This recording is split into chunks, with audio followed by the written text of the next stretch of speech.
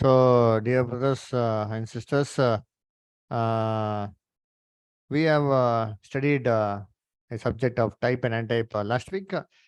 So, today it will be a little bit further about the type and n-type. You see, last week we saw that all the Old Testament things that are written, it is written for our encouragement and for our, patience and hope. So, other things are just image of the real things to come. So that is what the meaning of a type and antitype. All the things are mentioned in Old Testament are a type, which antitypically signifies, Christ. That's what we read in Colossians 2:16 and 17.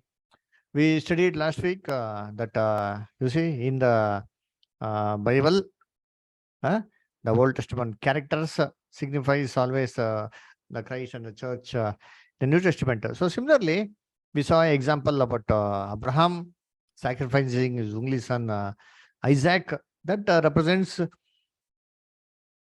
God l- sacrificing his only loving son, Jesus Christ. So we saw that everything related to Abraham has got a typical meaning. Isaac and Rebecca, Eliezer, everything. If everything has got some meaning, then surely the wife of Abraham should also have some meaning. So, if you see in the Bible, how many wives did you see Abraham have? Who can tell? How many wives did Abraham have?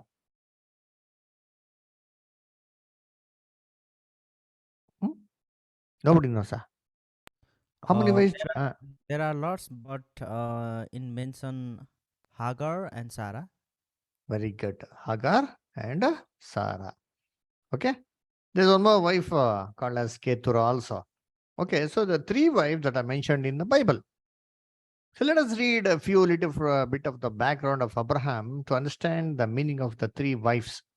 See, Abraham was a wealthy person.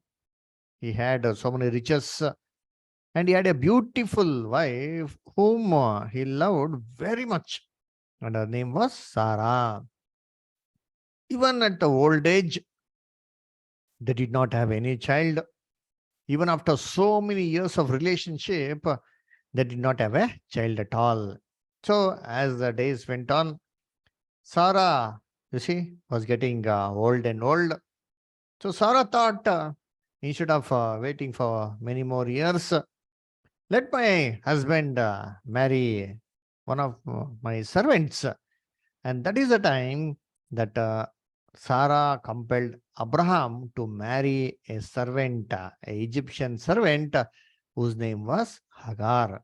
You know, immediately as Abraham married Hagar, Ishmael was born.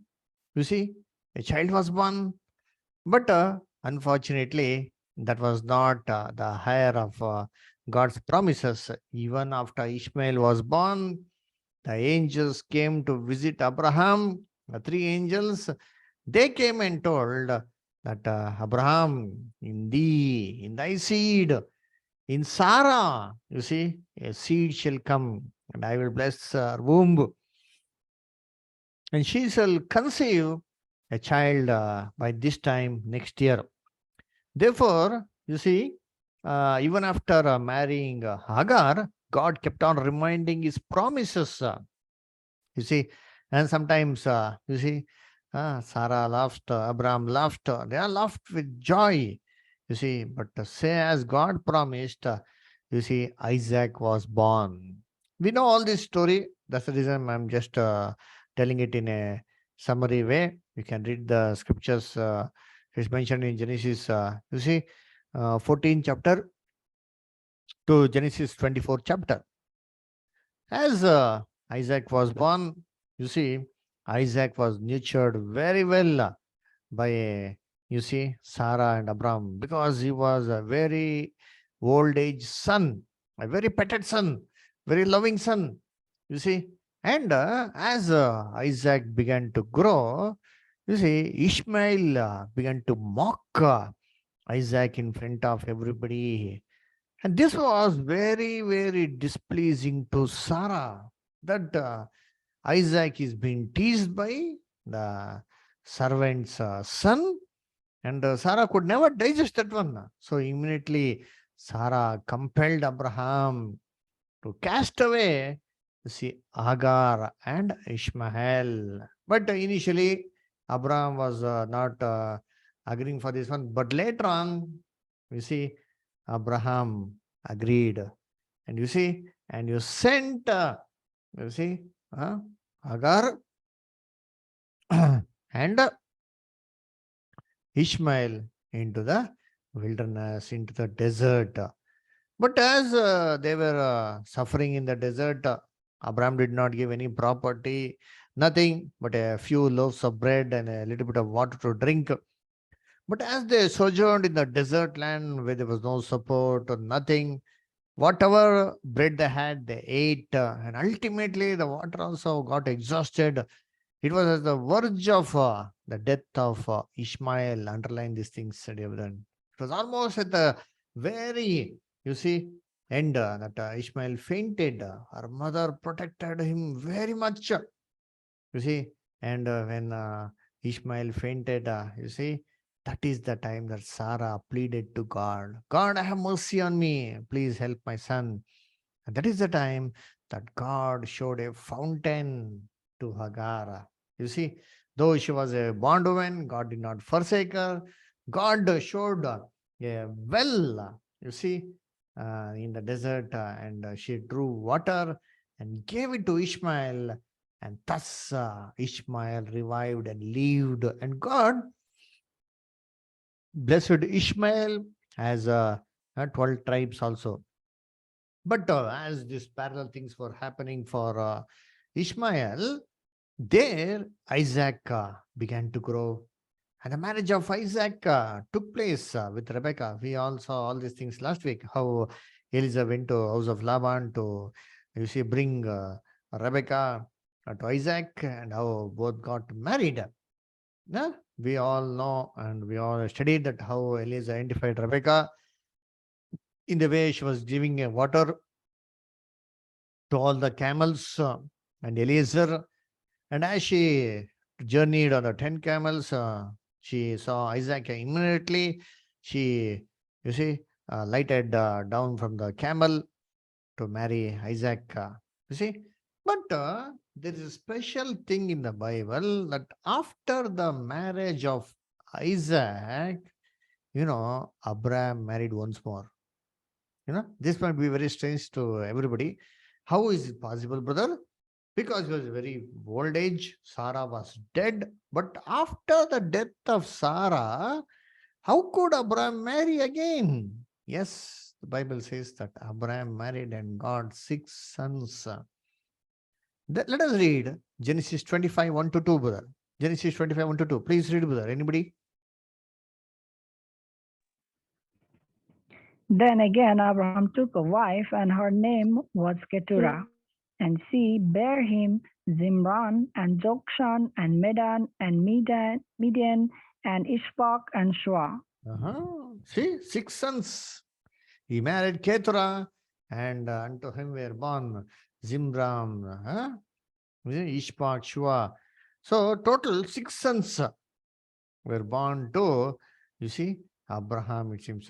This is a very strange thing, because Isaac was born at the age of 100. That was almost at the, you see, when his body was dead, it had lost that, you see, reproduction capacity. But even after that one, he married Keturah, and for him, 6 sons, it seems. Midan, Midian, you see, Ishbak, Shua, so many sons. Now, this is a very strange thing. But what lesson do we have in this one? This is a beautiful type and antitype, dear brethren. All the things written in the Old Testament are got a purpose. What does it represent? We all know that Abraham represents, you see, God, and Isaac represents Jesus. Then surely the 3 wives of Abraham also should represent something. What does it represent? Is there any clue in the Bible? Yes. Apostle Paul, you see, tells this one in Galatians 24th chapter, 22 to 24. Galatians 4, chapter 22 to 24. Joel, brother, can you read?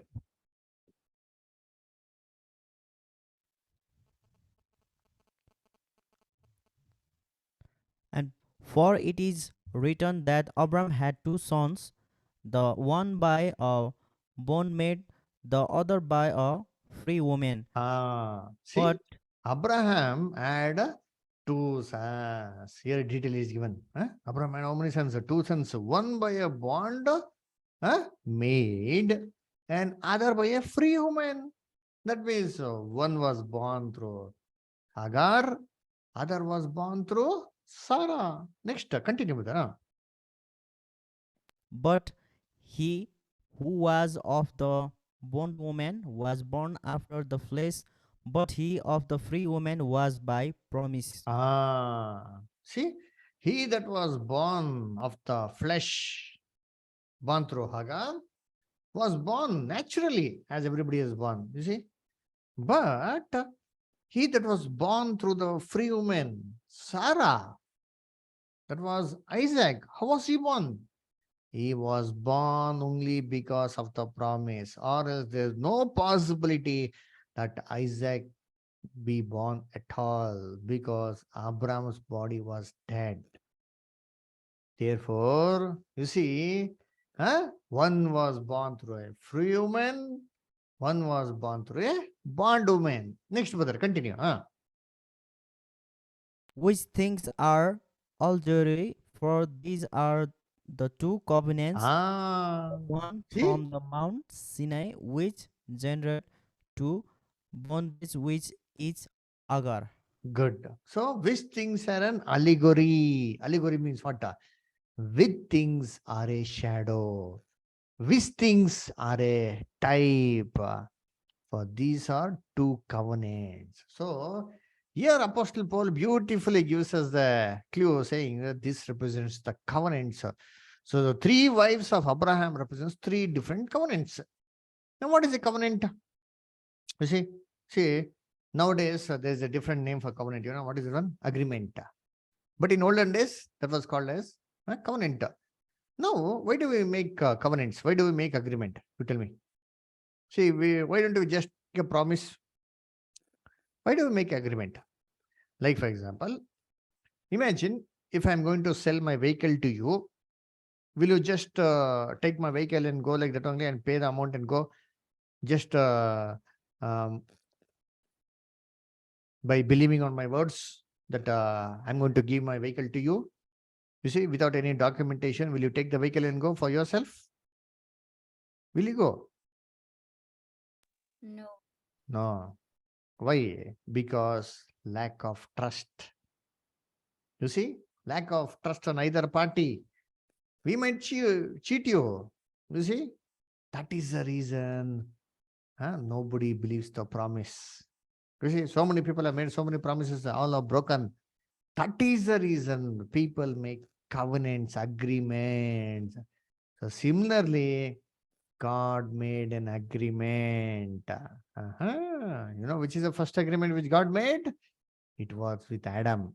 Read Hosea 6:7. Anil or Sunita's sister, can you read? Hosea 6:7.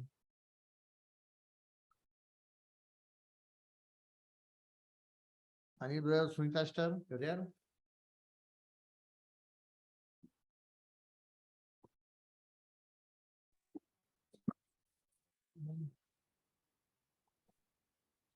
Hosea, Old Testament, after book of But Daniel. but they like men have transgressed the covenant, there have they dealt treacherously against me. Very good. You see, they have violated my covenant. They have broken my covenant like men. In other translation, it says, they have broken my covenant like Adam, dear brethren. So they have broken the covenant. Like Adam, Adam was the one. You see, God made the covenant with him, saying, you are the king of this earth. I'll give you everything, but you need to be obedient to me. That was the agreement. That was the promise which God had made with Adam. Okay. And the second covenant, we all know very well, it was with Noah. When Noah came out of the ark, God made a covenant with Noah, saying, from henceforth, I will never destroy, you see, the whole world with a flood. Let us read Genesis 9 chapter, verse 12. Genesis 9:12. Genesis 9:12. Joel, brother, can you read?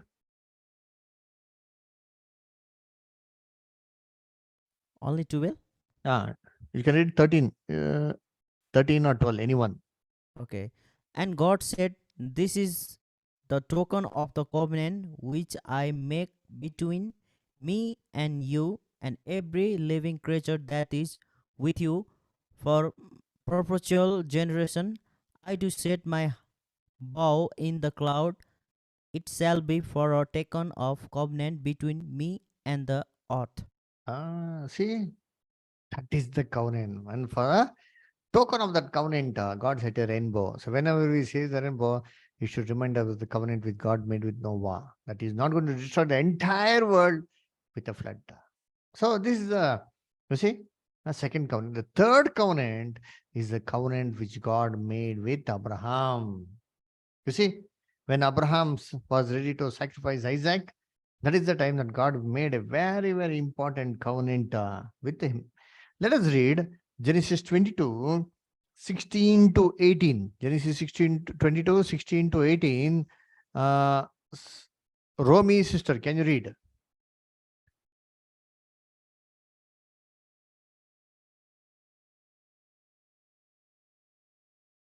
Oh, Sister Romy, are there?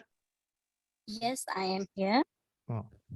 And I said by myself, I have sworn, saith the Lord, because thou hast done this thing, and hast not withheld thy son, thine only son, that in blessing I will bless thee, and in multiplying I will multiply thy seed as the stars of the heaven, and as the sand which is upon the seashore, and thy seed shall possess the gate of his enemies, and in thy seed shall all the nations of the earth be blessed, because thou hast obeyed my voice. This is the third covenant which God made with, you see, Abraham. Therefore, you see, the covenant which God made with Abraham is got some many important things. See, God, first of all, made a covenant with whom? Abraham. Therefore, the name for this covenant can be given as Abrahamic covenant because it was made with Abraham. And was there any condition for this covenant, for this agreement? Was there any condition? There was no condition. You see, Abraham offered his son as a sacrifice, proved his faithfulness. Hence, God made this covenant. He never said, if all the world are obedient, then I will bless them. No, no, no. What did God say? He did not add any condition. Because you have done this one, I will definitely bless everybody of this world. I will bless all the people. You see, there's no condition that you should believe Jesus, you should not believe Jesus, you should read the Bible. No, nothing, no condition. You should accept Jesus as a savior. No, nothing is mentioned. It is an unconditional covenant. Whenever we make agreement, we tell no, we will pay 1 month rent. But what you should do? You should give us this house for rent. This property will be with us. We will be staying in the house. So many conditions are there in the agreement. No? But this agreement, it was totally blank. No condition. Therefore, this covenant is called as an unconditional covenant also. And you see, God made a promise. He took a oath upon himself. He swore upon himself. Therefore, the third name for this covenant is a oath-bound covenant. He sealed it with a oath. Not only made a promise, not only made an agreement, he sealed it with a promise also. And the fourth, this one, It is grace. Imagine, was there any rule that God should redeem each and every mankind? No. When Adam sinned, everybody were condemned to death. But was there any rule to save any mankind from death? No. There was no rule at all in God's, law. But yet God decided to save mankind. That is His grace. That is His love. You see it, dear brother. Therefore, it is called as grace covenant. So I'll tell you a clear explanation of grace. Imagine we are all going for a job. You see, at the month end, we all get a salary. Imagine we'll get a 10,000 rupees salary month end. While giving the salary, if our boss comes and gives us, take this 10,000 as a gift, what will you tell? While giving your salary, if somebody tells that this is a gift, what will you tell? We will tell, sir, this is not a gift. This is my right. This is my wages. I have labored for it. You see, I have struggled for it. I have worked for it. Hence, this is not a what? Not a grace. This is nothing favor you're doing to me. I have done the work. You have paid me. That's all. Now your boss will think, this fellow has really upset. So next month, while paying the salary, if he pays 10,000 plus 2,000 extra, that is what? That is gift. If it else, take this 10,000 and 2,000 is a gift, that is grace. So similarly, the whole mankind are taking the wages of sin, death. Anything extra was not promised. It was not a must. But God decided to pay something extra. That is grace. Therefore, Bible says we are saved by grace. Now, you see, promise and agreement. Now, what is the difference between promise and agreement? Can anybody tell me? Difference between promise and agreement. What do you understand? You see, I make a promise. Example, I make a promise that, you see, I will pay you 5,000 rupee tomorrow. Will I pay? Should I pay or no need to pay? Which is the option? If I make a promise that tomorrow I will pay 5,000 rupee, should I pay or can I postpone? How is it? Tell me. Anybody? I made a promise to you that I'm going to pay 5,000 rupee. Now, should I pay it or not? It's depend upon you. It depends upon us. Correct. And yeah, I might pay also. I may not pay also. Okay. If it is possible from me, I will pay. But if it's not possible, I might skip also. But imagine if you make agreement that tomorrow 5,000 rupee has to be paid, then what does it mean? What does it mean? If I make agreement telling that I need to pay, compulsorily you need to pay 5,000 rupee in agreement, like paying a bank loan, what does it mean? Is it compulsory? Is it a must or else can we avoid it? we cannot avoid it. Cannot avoid it. That is the difference between a covenant and a promise. God could have easily made a promise, but our mind doesn't believe the promise. We tell no, mother promise, brother, I will come. How many times we keep a promise? Promise can't be trusted, dear brethren. But if it is made as agreement, definitely it will believe. Therefore, you see, every house, every place, everything is rented out is what is an agreement. That is the covenant. Therefore, God made a covenant. Keep this one in mind. He never made a promise. That promise was sealed with a covenant. The promise was that I'm going to bless everybody. But he sealed it with a oath upon himself. I am promising upon myself. That is the guarantee. I will definitely bless everybody. Now, okay. Now, this is the background about the covenant. Okay. About the agreement. Now, let us come into the picture. You see, Abraham had 3 wives. Sarah, Hagar, Keturah. Now, all these 3 wives, which wife represents which covenant? Read Galatians 4:24, brother. Galatians 4:24. Munna sister, can you read Galatians 4:24?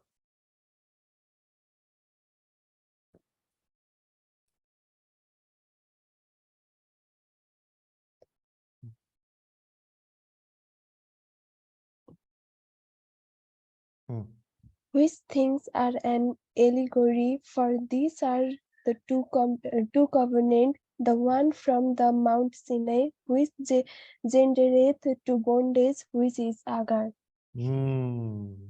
See, 2 covenants. And the first one is that Apostle Paul tells it is one, you see, from Mount Sinai, which gendered to bondage, which is Agar.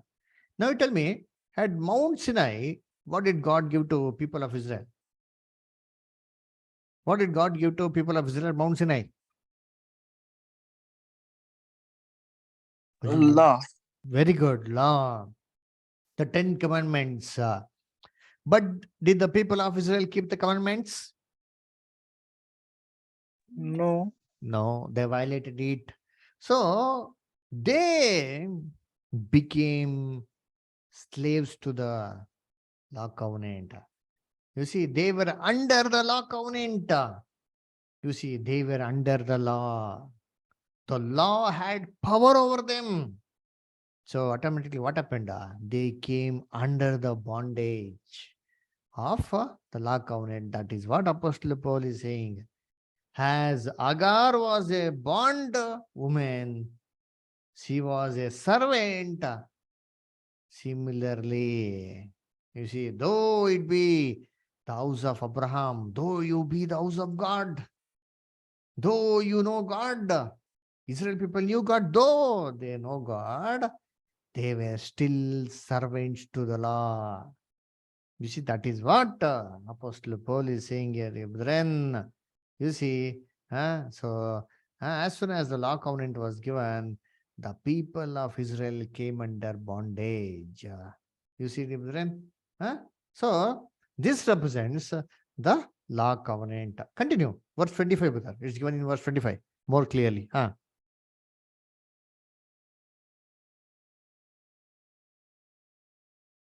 For this Agar is Mount Sinai in Arabia, and answereth to Jerusalem, which now is and is in bondage with her children. You see? Agar is Mount Sinai. Where is it? Today, till even today, is there in Arabia, Arabian countries. That's what Apostle Paul is saying. And that represents Hagar.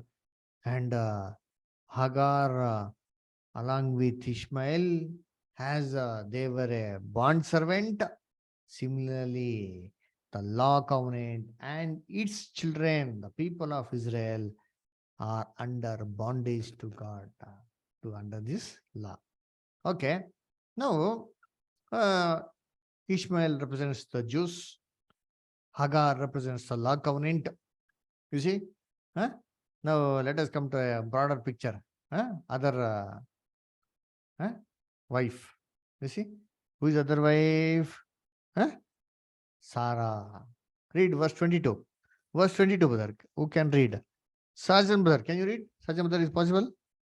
Sergeant Pariyar. Galatians 4:22. Okay. Anil, brother Sunita Ashta, can you read? For it is written that Abraham had 2 sons, the one by a bondmaid, the other by a free woman. Other way, free woman. Now is a free woman. This was Sarah. Now read verse 26. What is that Sarah covenant? Let us read, brother. Verse 26, brother. Galatians 4:26, brother. Read, brother. Galatians 4:26, brother. Hmm. But Jerusalem, which is above, is free, which is the mother of us all. So who is this free woman? Here, Apostle Paul tells it is the Jerusalem which is above. You see, we read in the Bible, there are two Jerusalems, correct? Now? One is heavenly Jerusalem, one is earthly Jerusalem. Correct or not? Have you read or not? In Revelation, it says, no, I saw a new heaven, a heavenly Jerusalem coming down from heaven. Read Revelation 21. Revelation 21 2. Revelation 21 2. Anu Magar sister, can you read? And I, John, saw the holy city, New Jerusalem, coming down from God out of heaven, prepared as a bride adorned for her husband. See, heavenly Jerusalem, you see, prepared as a bride of the husband. Now, who is the bridegroom? Jesus. You see, the bride means church. So, this heavenly Jerusalem, you see, represents the church. Therefore, in the Bible, you see, the church is called as the heavenly Jerusalem. You can read there only, it's given there. You see, Galatians 4:28. Galatians 4:28 is given there.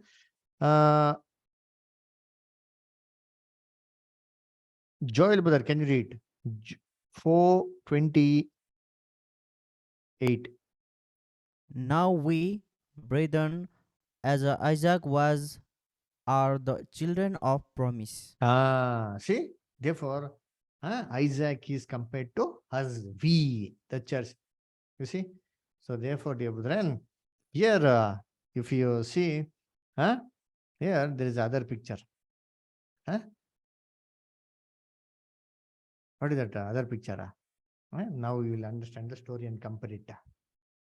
Abraham married Sarah, but there was no child. Similarly, God originally made a covenant by taking oath upon himself. But immediately did that seed of the woman come. Immediately did you see, child was born for them, through whom the whole world will be blessed. Did Jesus come immediately? No. You see, it took a lot of time. You see, it took a lot of time, dear brethren. It did not happen immediately. Then what happened? As there was no child, Sarah compelled Abraham to marry Hagar. As soon as Hagar was born, what happened? Immediately child was born. As soon as the law covenant was given, under him the whole nation of Israel came. See, read Galatians 3:19. Gopal brother, can you read Galatians 3:19? Wherefore, then served the law. It was added because of transgression, till the seed should come to whom the promise was made, and it was ordained by angels in the hand of a mediator. See, law was added to the covenant, to the promise. So originally promise was only important. Originally Sarah was only important. But this Hagar came in between. She was added. No, immediately you see what happened. Hagar, son Ishmael, began to persecute whom? Isaac. So similarly, what happened? Once Jesus came, the people of Israel began to persecute Jesus and the church. Read Galatians 4:29. Galatians 4:29, brother. Who can read? Ashish, brother, can you read Galatians 4:29? Are you there?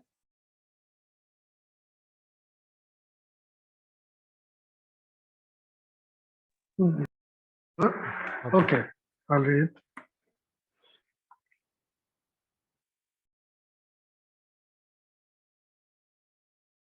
You're muted, Ashish, brother.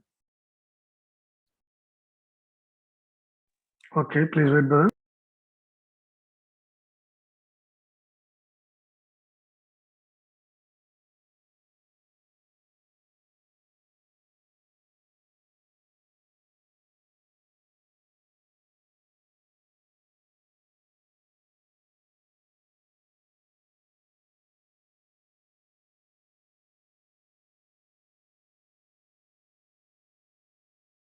Okay, somebody else can read. Okay, I got it. I got it. Read. brother. Philippians 4:29. Mhm. But as then he that was born after the flesh persecuted him that was born after the spirit, even so it is now. You see, even so it is now. In olden days, what happened? Huh? How Ishmael persecuted Isaac. Similarly, it is now during the days of Apostle Paul. The Jewish people began to persecute Jesus and the church. You see? Therefore, dear brethren, what happened there? What did Sarah tell? We can't live together. Please divorce her. Similarly, who was divorced? Because the Jewish people killed Jesus on the cross, God put away the people of Israel. Read verse 30, brother. Galatians 4:30, brother. Read, brother Ashish, brother.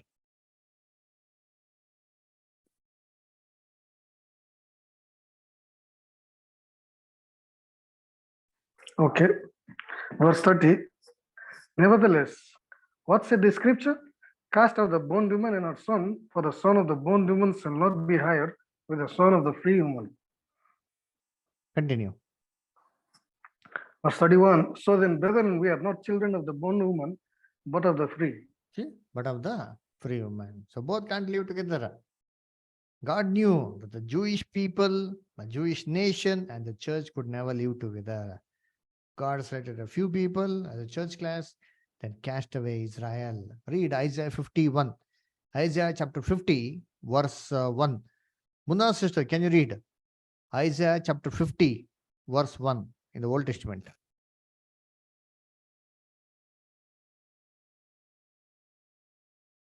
Thus saith the Lord, where is the bill of your mother's divorcement, whom I have put away, or which of my creditors is it to whom I have sold you?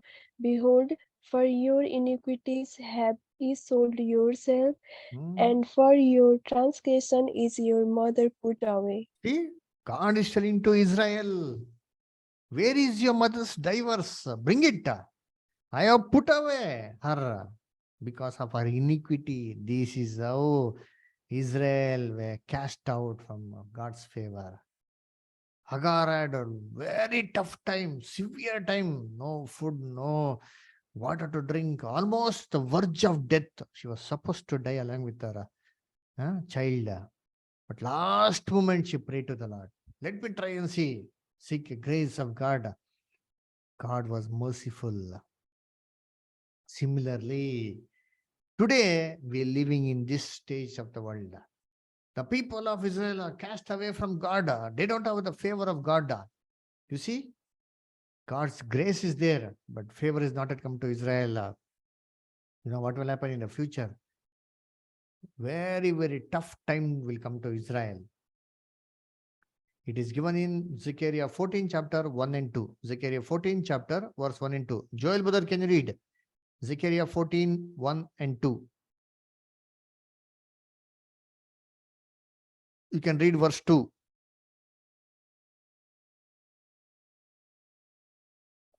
Zechariah, Old Testament, 14, 2. For I will gather all nations against Jerusalem to battle, and the city shall be taken, and the houses rift, and the women ravished, and half of the city shall go far into captivity, and the residue of the people shall not cut off from the city. Imagine, this is the future. What will happen in Jimsa? I will gather all nations against Jerusalem, dear brethren. This is the situation of the world. All the forces are being pushing for the nations to attack Jerusalem. This will definitely be fulfilled. Imagine what will happen at that time. You see, houses ravished, women taken captivity. Half of the city is almost taken captivity. Imagine half of Israel gone to captivity. That means only half is left over, it seems. That is the way Agar was left over, half dead, almost at the verge of death. Same way, Israel will be at the death situation. That is the time that they will cry to God, Lord, have mercy and help me. See, same Zechariah 12:10. Read brother Joel, brother. Zechariah 12:10.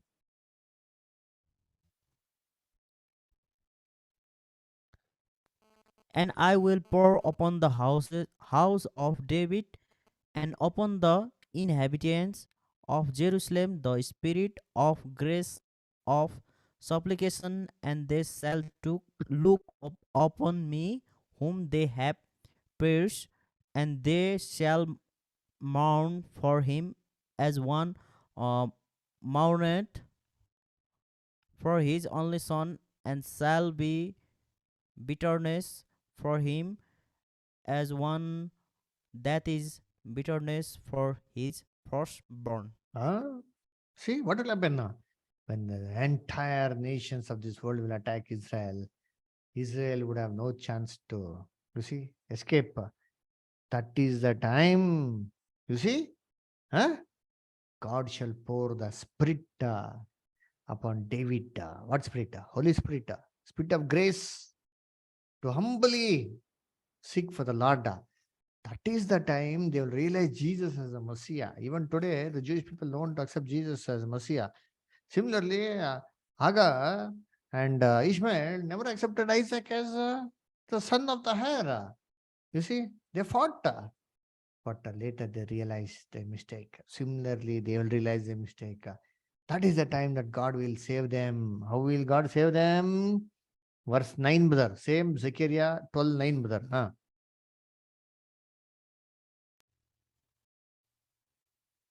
Hmm.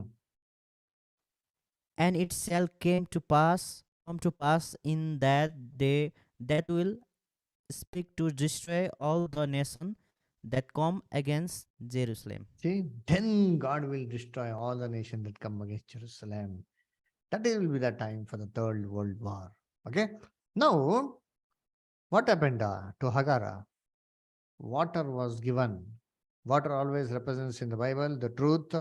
You see, the living waters shall be given to whom? Ishmael and Hagar. They will also sustain, they will also continue to live. You see, but as these events were taking place parallelly, you see, these things go parallelly in God's plan. You see, Ishmael was cast off, Isaac was growing. He had a tough time. What was happening? Yeah, the wedding was happening. Okay. So here, what is happening? The selection of church is happening. Rebecca is being selected. You see, Rebecca is called to marry Isaac. So once the marriage happens of Rebecca and Isaac, you know what happens? Abraham marries the third time. That means once the church is complete, once the church is glorified, once the church joins together with the Lord, immediately what will happen? A third covenant will come. Third marriage happens. Huh? How many sons were born? Huh? How many sons were born? Huh? You see? How many sons means? 6 sons. Zimran, Jokshan, Midan, Midian, Ishmak, Shua. 6 sons. Everybody seeing this one will laugh. How is it possible, brother? When at the age of 100 years only, he could not beget a child. At the age of 130, 140, 140 years, how can he marry and beget 6 children? That is true. It happened. It was against all order. Similarly, this Ketura wife also represents one more covenant, which is very secretly kept in the Bible. You know, dear brethren, when Christ returns the second coming, he is going to establish a new long covenant with the entire world. The whole world will come under this covenant. That will happen in the 1,000 years. That is the Ketura covenant. Let us read about this one in Jeremiah 31st chapter. Beautifully it's given. Jeremiah 31st chapter. You see? Jeremiah 31. Anu Magar. Can you read Jeremiah 31st chapter, verses 31 to 34, one by one, verse one by one. Jeremiah 31 1. 31st chapter, 31st verse to 34. We will go verse by verse.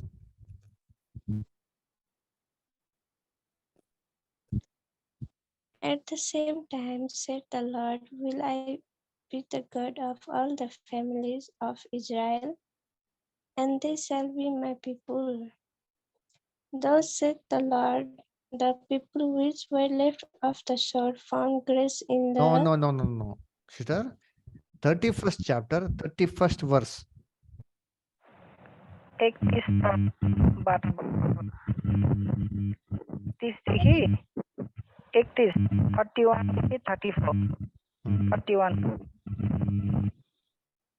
31 को 31. 31 34.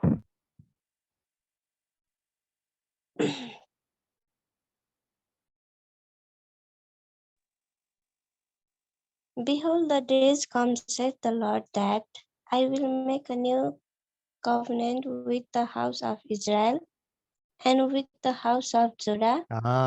Sister, this is a new covenant, not the old covenant. See, old covenant is which one? The law covenant. But this will be a new law covenant. It will be the same law covenant, but it will be a new type. Now, what is the difference between the old and the new covenant?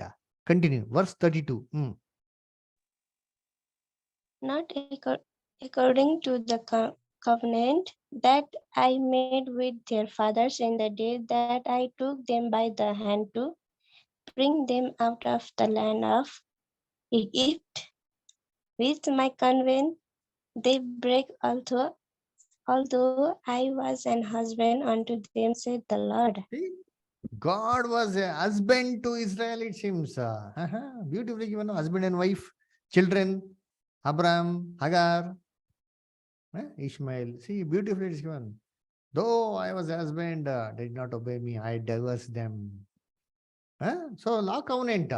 What happened? God gave the law covenant after coming from Egypt. He gave it on the tablets, on the stone. But did it make any use to them? They broke the covenant. Continue. Next. How will the new covenant be? Verse 33. But this shall be the covenant that I will make with the house of Israel. After those days, said the Lord, I will put my law in their inward parts and write it in their hearts, and will be their God, and they shall be my people. You see? How will the God give the new law covenant? Will he give it upon stone or where? Where will he write it? Let me see who is going to answer. Tell me, where God is going to write the new law covenant? Our heart. Upon the hearts of the people. That means it is going to be written by heart. In school, teacher tells no, by heart the tables, by heart the rhymes. By heart means what? Coming from the heart. In the 1,000 years, the law covenant will be written upon each and everybody's heart. It will be imprinted. The God's words, the Bible shall be imprinted upon each and everybody's hearts. It will be not like printing on the stone tablets. No. That one they broke. But once if it is written in the heart, there is nobody required to teach them again. They can't break it. Continue. Next verse, sister. Verse 34. And they shall teach no more every man his neighbor, and every man his brother, saying, Know the Lord, for they shall all know me, from the least of them unto the greatest of them, said the Lord, for I will forgive their iniquity and I will remember their sin no more. How will this law covenant be? They shall teach no more his neighbor. Know the Lord. Today we go witness, no? You understand the Lord, accept Jesus Christ as your Savior. In the 1,000 years, no need to teach at all, it seems. Because from the least even to the greatest, everybody shall know. You see, you might be a prime minister, you may be a watchman. Everybody shall know the Lord. No required that one should go and teach Bible at all. Then all the sins shall be forgiven. Today, all sins are forgiven. Where sins are forgiven? Sins are arousing. Sin is growing. In 1,000 years, sins will be forgiven. Now imagine if we go and tell this one to the world and to the Christians, will they believe it? They will laugh. Who is going to come in the 1,000 years? Will they learn the truth in the 1,000 years? Will the people all accept Jesus in 1,000 years? No, only they are not accepting. How will they accept Jesus as a savior in 1,000 years? It is a great wonder to them. It is a laughter. That is the meaning of Ketura. 1,000 years, all the dead will come. Imagine if we tell to the world, will they believe it? No, no. You saw, no? That day we had a meeting in Nepal. They're arguing how the dead will come. Oh, is spiritually dead, that type of dead. No, no, no. Only one type of dead only. You see? In 1,000 years. This is a joy, dear brethren. You know what is the meaning of word Ketura? See, always when we study the Bible, we need to keep these points. We need to take the meaning of the word, Hebrew and Greek meaning.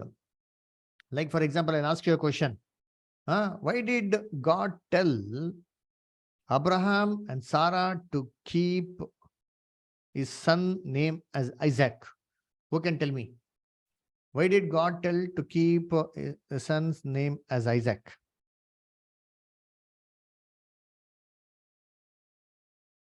Who will tell me? Let me see. I'll give you a chocolate.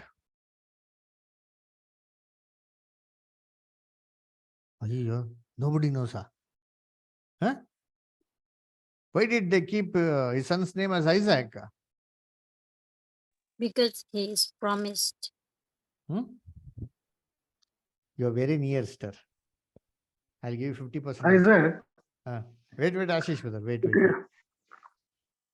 Let them answer, wait.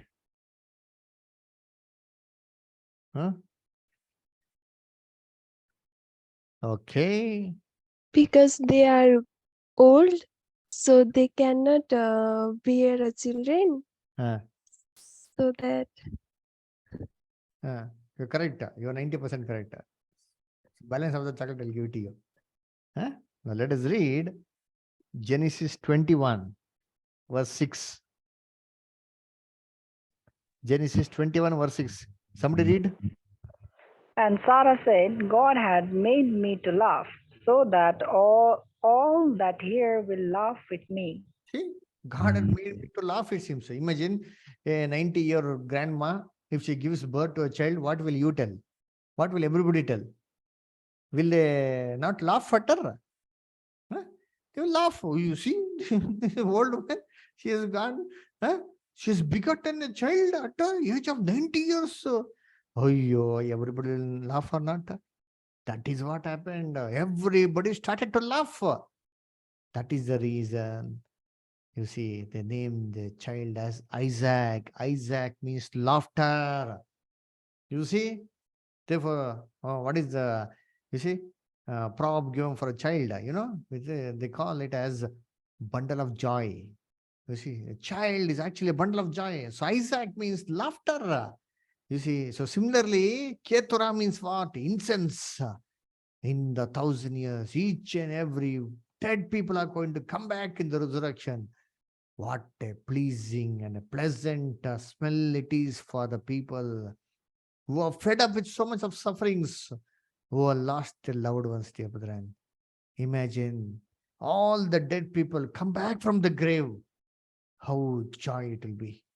Imagine if a person dies in the house, what weeping is it, in what mouthing, dear brethren. Whatever you give, you can't control them. Even if you give, you say, a mountain full of gold, they won't be satisfied.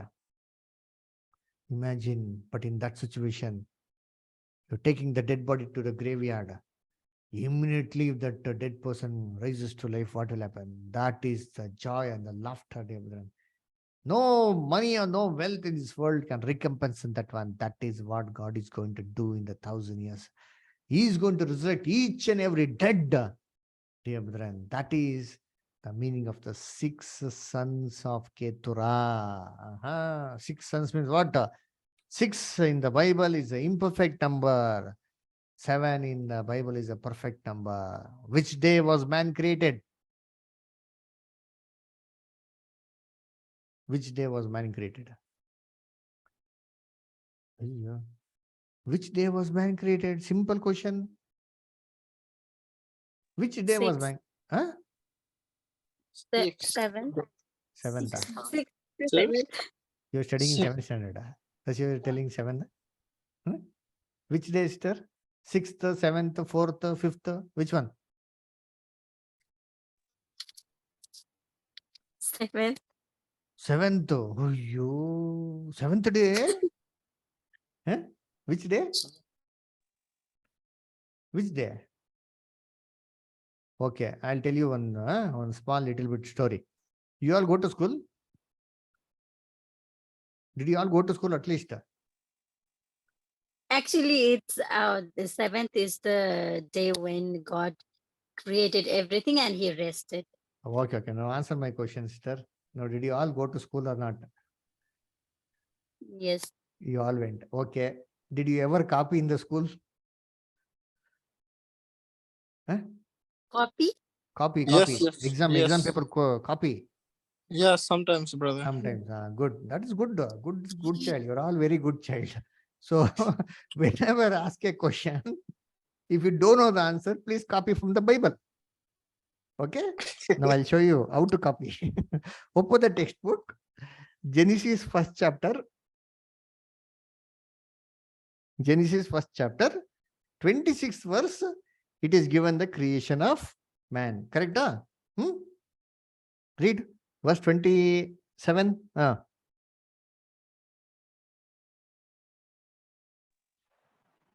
So God created man in his own image. Hmm. In the image of God created he him. Male and female created he them. Very good. Which is this day? Read verse 31, brother.